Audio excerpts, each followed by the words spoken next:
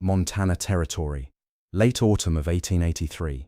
The wind carved through the valley like a blade seeking bone, carrying with it the scent of winter and the promise of isolation.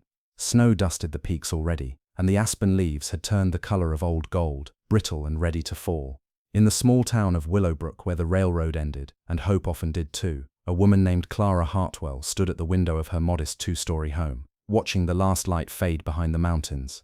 She was 34, widowed for 3 years now, and the silence in her house had grown so thick she could almost touch it.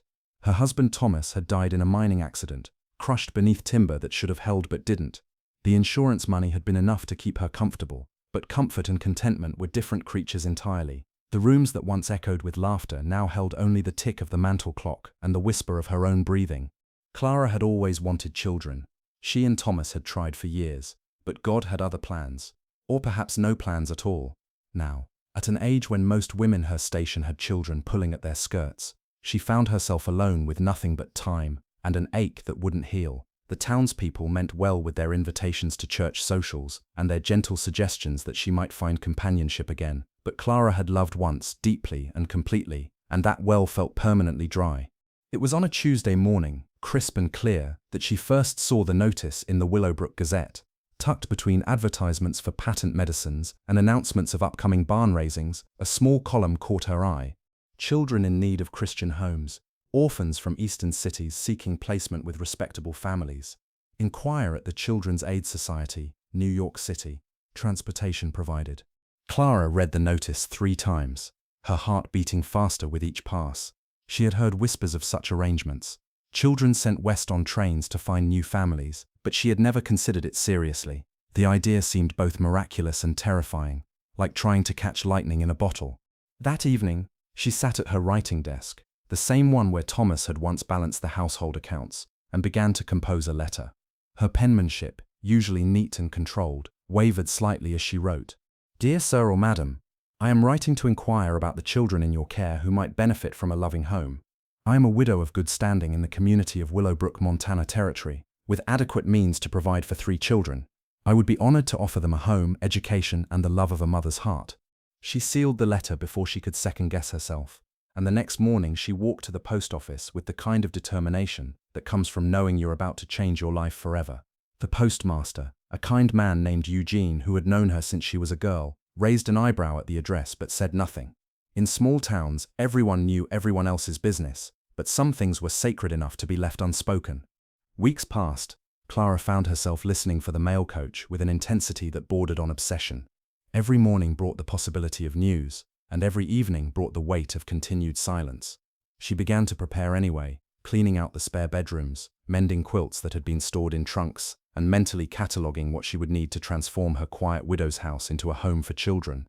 The response came on a grey November morning, carried by a young postal clerk who seemed to understand the importance of the thick envelope he delivered. Clara's hands trembled as she broke the seal, and she had to sit down to steady herself as she read. Dear Mrs. Hartwell, we have received your inquiry, and are pleased to inform you that we have identified 3 children who would greatly benefit from your offer of a home. Due to the urgency of their situation and the approaching winter, we are prepared to send them to you immediately, pending your agreement to our terms. The letter went on to explain the arrangement in clinical terms that somehow made the whole endeavor feel both more real and more distant. There would be a trial period, paperwork to be completed, and a small fee to cover transportation costs. But what struck Clara most was what the letter didn't say. There were no names, no ages, no descriptions of the children who might soon call her home theirs. The children will arrive on the westbound train on November 15th, the letter continued. They will be accompanied by a representative of the society who will ensure their safe delivery. Please be prepared to receive them at the Willowbrook station at approximately 4:30 in the afternoon. Clara set the letter down and walked to the window, looking out at the mountains that had watched over her grief and would now witness whatever came next. November 15th was only a week away. In 7 days her life would change completely, and she would meet 3 children whose names she didn't know, whose faces she had never seen, whose stories were mysteries waiting to be unraveled. She spent the week in a frenzy of preparation. She bought fabric and sewed simple clothes in various sizes, guessing at what might fit. She stocked the pantry with foods that children might enjoy, sweet things she hadn't tasted in years. She dusted off Thomas's old books, wondering if any of the children could read, hoping they might learn to love the stories that had once filled her own childhood with wonder. The townspeople began to take notice. Mrs. Patterson from the general store mentioned the unusual purchases, and soon the whole town was buzzing with speculation. Some approved, calling Clara's actions Christian charity. Others whispered that it was unnatural for a woman alone to take on such responsibility, that children needed a father's firm hand. Clara ignored them all, focusing instead on the tasks that kept her hands busy and her mind from dwelling on the magnitude of what she was about to do. On the morning of November 15th, Clara woke before dawn. She had barely slept, her mind racing with questions and possibilities. She dressed carefully in her best dark blue dress, the one Thomas had always said brought out her eyes, and pinned her auburn hair back with the silver combs he had given her for their second anniversary. If she was going to meet her children for the first time, she wanted to look like someone who could be trusted, someone who could be loved. The train was late, as trains in Montana often were. Clara stood on the platform, her gloved hands clasped tightly in front of her, watching the eastern horizon for the first sign of smoke. Other townspeople had gathered too, curious about the arrival that had been the subject of so much speculation. She felt their eyes on her, their whispered conversations, but she kept her gaze fixed on the tracks that would bring her future home. When the train finally appeared, a dark speck growing larger against the pale sky, Clara's heart began to race. The locomotive pulled into the station with a great hiss of steam and screech of brakes, and passengers began to disembark. Clara scanned each face, looking for children, for someone who might be looking for her. Then she saw him. A tall, thin man in a black coat, shepherding three small figures before him like a protective wall. The children stood close together, their faces pale and uncertain, clutching small bundles that seemed to contain everything they owned in the world. Clara's breath caught in her throat as she realized these were her children, the ones she had agreed to love before she had ever seen them. The man approached her, consulting a piece of paper in his hand. "Mrs. Hartwell," he asked, his voice formal and tired. "I am Mr. Jameson from the Children's Aid Society. I have brought you the children as arranged." Clara nodded, unable to speak for a moment. She looked down at the three faces staring up at her, and felt something shift inside her chest. Something that had been frozen for 3 years suddenly beginning to thaw. There was a boy who looked to be about 10, with dark hair and eyes that seemed too old for his face. Beside him stood a girl, perhaps 8 years old, her blonde hair braided neatly, but her dress worn thin at the elbows, and clinging to the girl's hand was the smallest one, a child who couldn't have been more than 5, with copper-colored hair and freckles scattered across a face that should have been laughing but looked instead like it had forgotten how. "Children," Mr. Jameson said, his voice gentler now. "This is Mrs. Hartwell. She's going to be taking care of you now." The 3 children looked at her with a mixture of hope and fear that nearly broke Clara's heart. She knelt down slowly, bringing herself to their level, and spoke in the softest voice she could manage. "Hello," she said. "I'm very glad to meet you. I hope you'll be happy here." The oldest boy stepped forward slightly, as if he had appointed himself protector of the other 2. "Are you really going to keep us?" he asked, his voice barely above a whisper. Clara felt tears prick at her eyes, but she smiled instead. "If you'll have me," she said, "I've been waiting for you for a very long time." The smallest child, the one with copper hair and freckles, took a tentative step forward. Her eyes, wide and green as spring grass, searched Clara's face, as if looking for something she had lost long ago. When she spoke, her voice was so soft it barely carried over the wind. "Are you going to be our mama now?" The question hung in the air like morning mist, delicate and profound. Clara felt her heart clench, not with pain but with something she had almost forgotten how to feel. Hope. She reached out slowly, careful not to startle the child, and gently touched the little girl's cheek. "I would be honored to be your mama," Clara whispered, "if that's what you'd like." The child's face transformed, uncertainty melting away like snow in sunlight. She threw her small arms around Clara's neck with the fierce desperation of someone who had been waiting her whole life for this moment. "Mama," she breathed against Clara's shoulder, and the word carried the weight of every prayer Clara had ever whispered into the dark. Mr. Jameson cleared his throat, clearly moved despite his professional composure. "The children's names are Samuel, Ruth, and the little one is called Lily. Samuel is 11, Ruth is 8, and Lily has just turned 5. He paused, watching as Clara stood with Lily still clinging to her. "They've been through considerable hardship, Mrs. Hartwell. They'll need patience and understanding." Clara nodded, her hand stroking Lily's hair. "We'll take care of each other," she said, looking at Samuel and Ruth. "All of us." Samuel's shoulders relaxed slightly, though his eyes remained watchful. Ruth stepped closer, her small hand reaching out to touch Clara's dress, as if testing whether this woman was real or just another dream that would dissolve with morning light. "Are you really rich?" Ruth asked suddenly, her voice carrying the blunt honesty of childhood. "Mr. Jameson said you had a big house and could buy us shoes." Clara smiled, the first genuine smile she had worn in months. "I'm not rich, sweetheart, but I have enough. Enough for a warm house, good food, and yes, shoes for all of you. And books if you'd like to learn to read." Samuel's eyes lit up at the mention of books. "I can read already," he said with quiet pride. "I taught myself from newspapers people threw away, and I've been teaching Ruth and Lily their letters." "That's wonderful," Clara said, meaning it.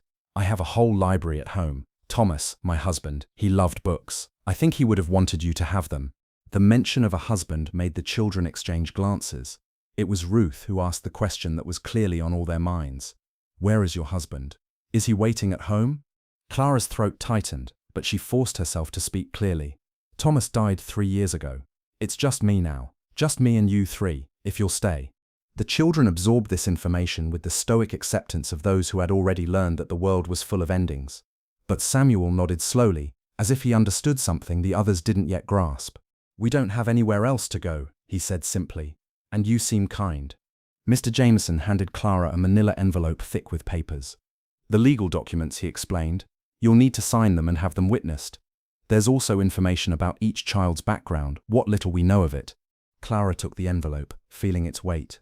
Inside were the official pieces of these children's lives, reduced to forms and certificates. But looking at their faces, she knew the real story wasn't written in any document. It was in the way Samuel stood protective and alert, in the careful way Ruth held herself as if ready to run, in the desperate hope that shone in Lily's eyes. "The train leaves in an hour," Mr. Jameson continued. "I'll need to complete the paperwork before then. Is there somewhere we can go to finalize the arrangements?"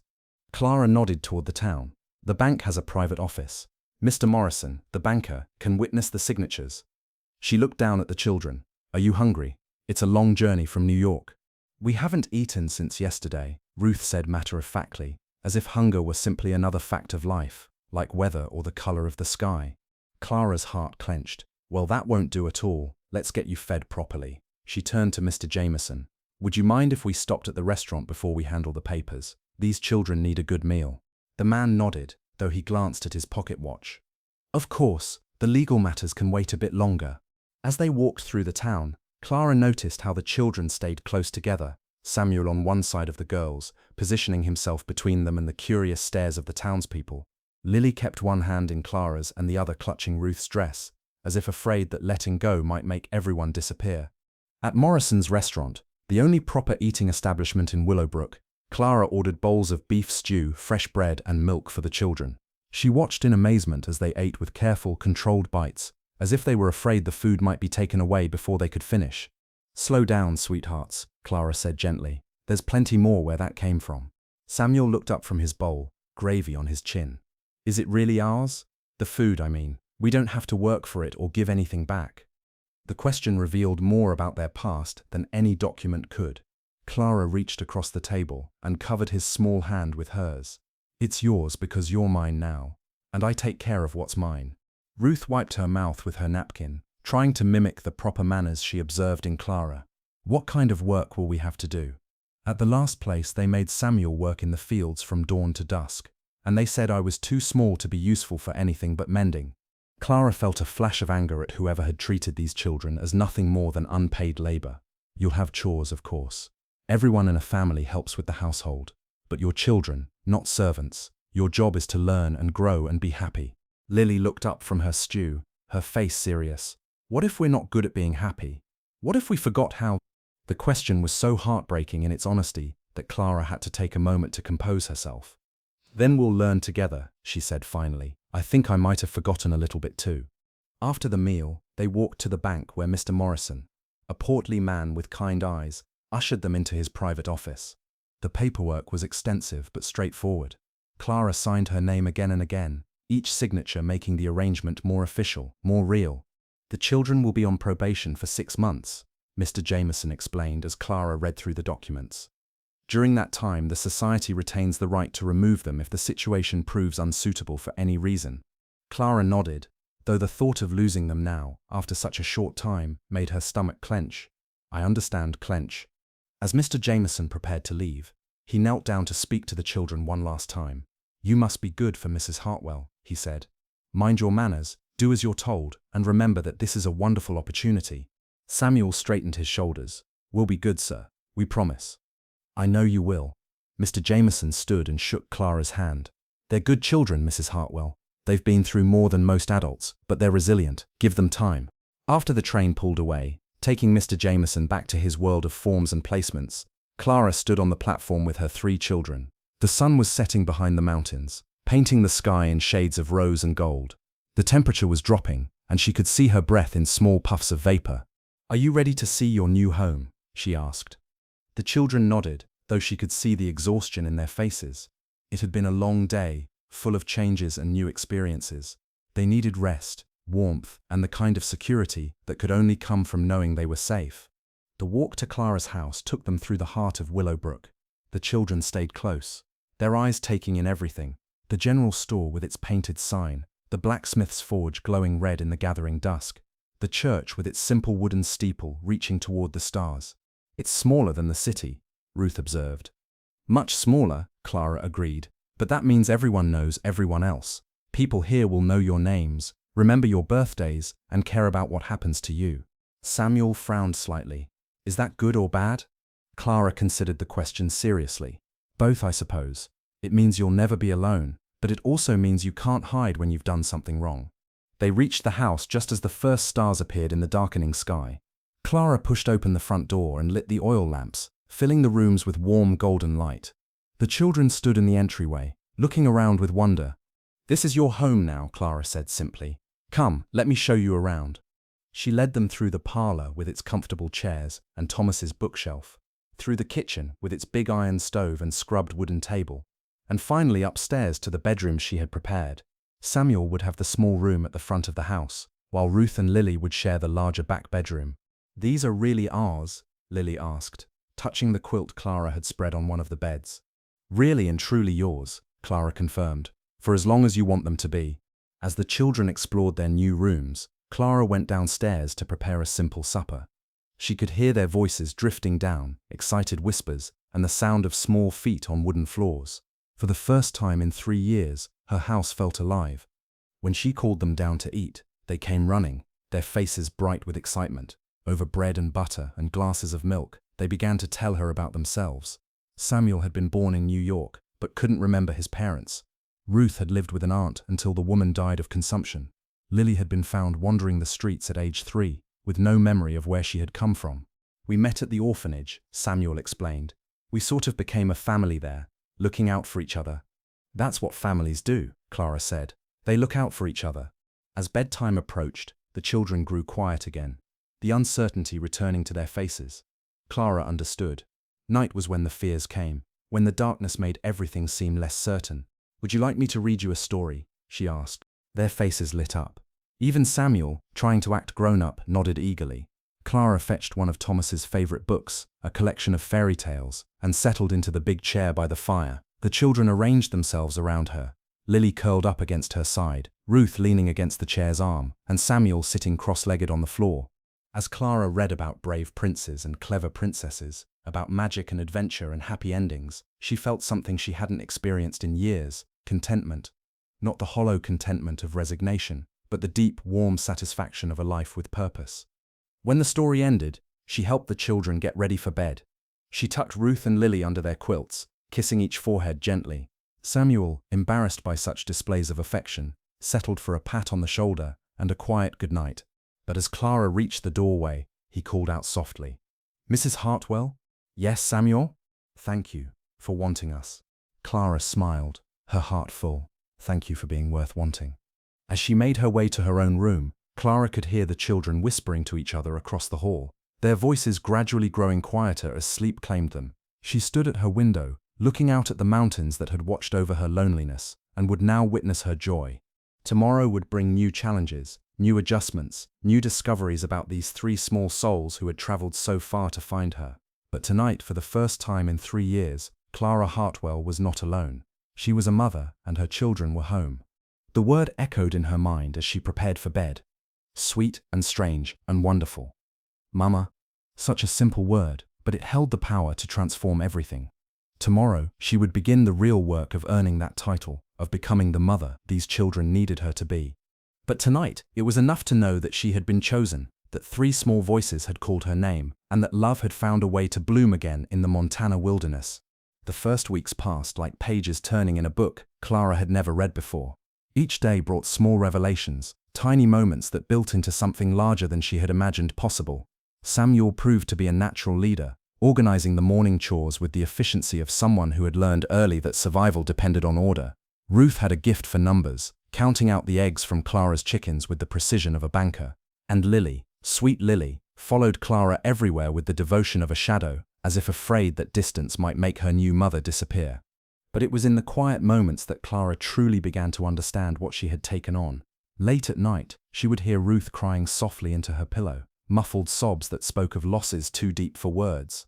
Samuel would wake with nightmares, calling out names Clara didn't recognize, his small body rigid with remembered fear. And Lily, who seemed so attached during the day, would sometimes flinch when Clara moved too quickly, as if expecting a blow instead of a caress. Clara learned patience in ways she had never imagined. When Samuel broke a plate while washing dishes, his face went white with terror, and he began stammering apologies that came too fast and too desperate. Clara knelt beside him, her voice calm and steady. "It's just a plate, sweetheart. Plates can be replaced. You cannot." The relief in his eyes was so profound that Clara felt her own throat tighten. How many times had he been punished for accidents that were simply part of being a child? Ruth struggled with the concept of ownership.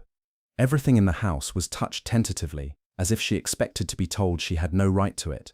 Clara found her one morning, carefully making her bed with military precision, smoothing every wrinkle from the quilt. "You don't have to make it perfect," Clara said gently. "Just neat is fine." Ruth looked up, confusion creasing her brow. "But if it's not perfect, won't you send me away?" The question hit Clara like a physical blow. She sat on the edge of the bed, choosing her words carefully. "Ruth, honey, I'm not going to send you away because of an unmade bed. I'm not going to send you away at all unless you want to go. But what if I do something really bad? What if I break something important or forget to do my chores?" Clara reached out and took Ruth's small hands in hers. "Then we'll fix what's broken and remember the chores tomorrow. That's what families do. They forgive each other and try again." The word forgive seemed foreign to Ruth, like a concept she had heard about but never experienced. Clara made a mental note to show her what forgiveness looked like, not just speak about it. Lily's attachment grew stronger each day, but it came with a desperate edge that worried Clara. The child would panic if Clara left her sight for more than a few minutes, and bedtime became a nightly struggle of tears and clinging hands. "I'm just going downstairs to bank the fire," Clara would say, but Lily would grip her dress with tiny fists. "What if you don't come back? What if you change your mind about wanting me?" Clara began a new routine, sitting on the edge of Lily's bed each night, singing soft lullabies and stroking her copper hair until the child's breathing deepened into sleep. Even then, she would leave the door cracked open and a lamp burning low in the hallway, a beacon of reassurance in the darkness. The townspeople watched this new family with interest that bordered on scrutiny.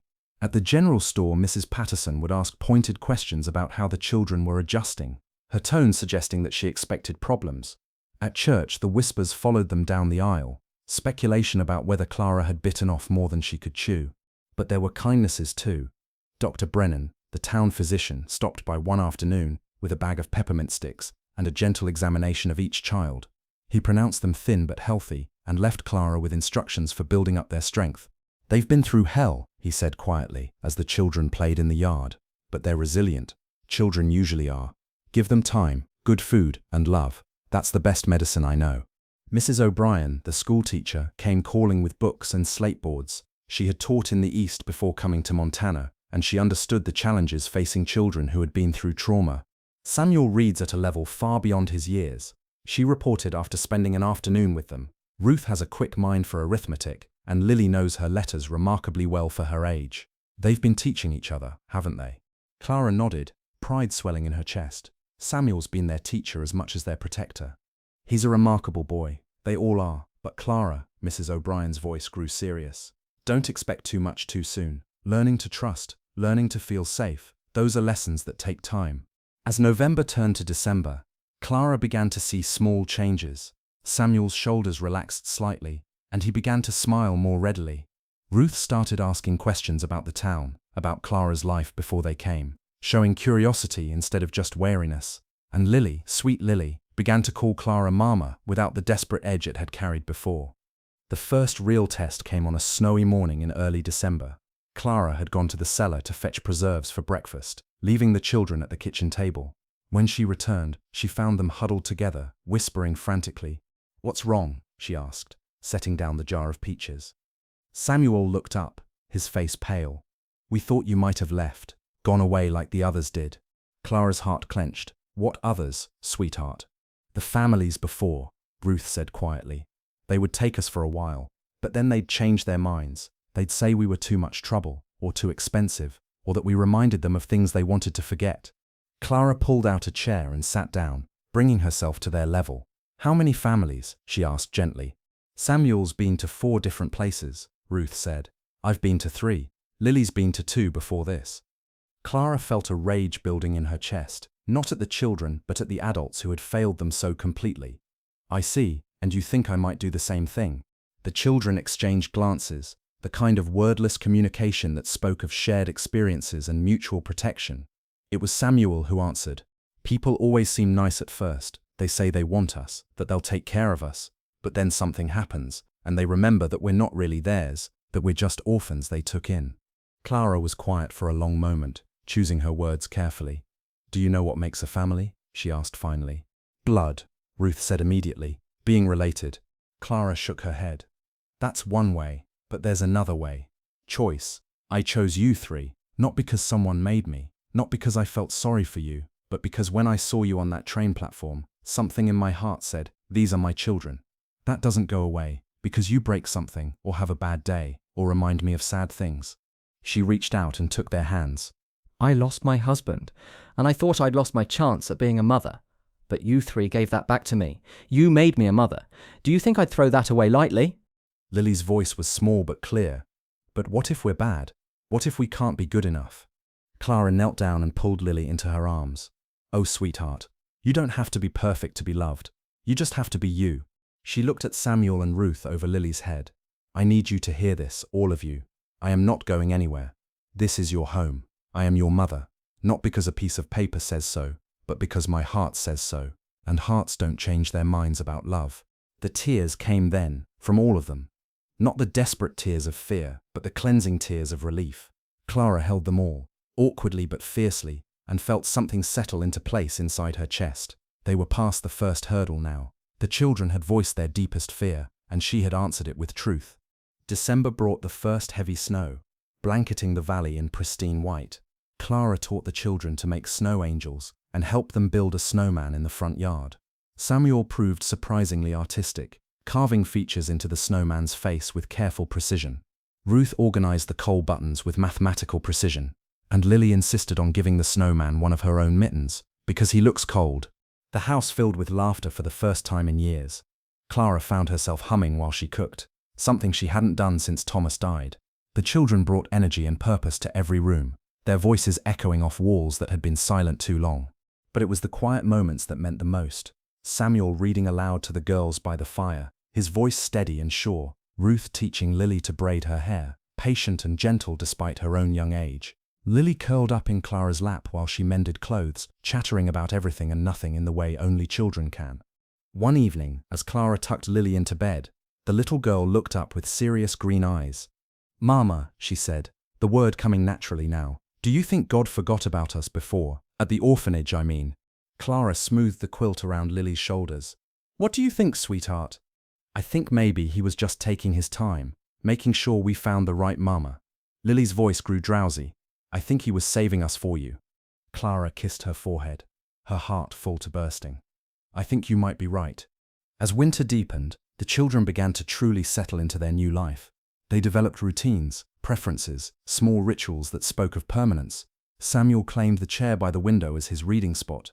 Ruth organized the pantry according to her own mysterious system. Lily appointed herself chief helper with the chickens, naming each bird and reporting on their daily activities with the seriousness of a town crier. But Clara noticed something else too. The children were protective of each other in ways that went beyond normal sibling bonds. If one was sick, the others would hover anxiously nearby. If one was disciplined, The others would watch with the tension of those who had learned that punishment could be unpredictable and harsh.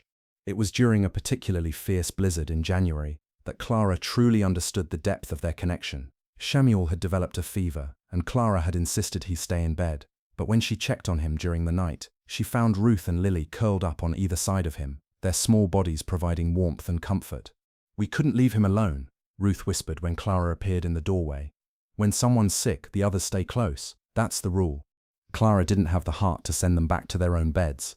Instead, she brought extra blankets and tucked them all in together. In the morning, she found them still entwined, 3 small souls who had learned that survival meant never facing anything alone. The incident made Clara realize something important. She wasn't just raising 3 individual children. She was caring for a unit, a family within a family that had been forged in hardship and loss. Their bond was both beautiful and heartbreaking, a testament to their resilience and a reminder of all they had endured. As Samuel recovered and the blizzard passed, Clara found herself thinking about the future in ways she hadn't dared before. Spring would come, and with it, new challenges and opportunities. The children would grow, would change, would face the world with the confidence she was slowly helping them build. But for now, in the depths of winter, with the wind howling outside and the fire crackling in the hearth, Clara was content to watch her children play and learn and simply be. They had found each other across impossible odds, 3 orphans and a lonely widow, and had created something beautiful from the fragments of their broken worlds. The word mama no longer carried the weight of desperation. It had become a simple truth, as natural as breathing, and in the quiet moments before sleep, Clara would whisper her own prayer of gratitude for the miracle of second chances, for the gift of 3 small souls who had made her whole again.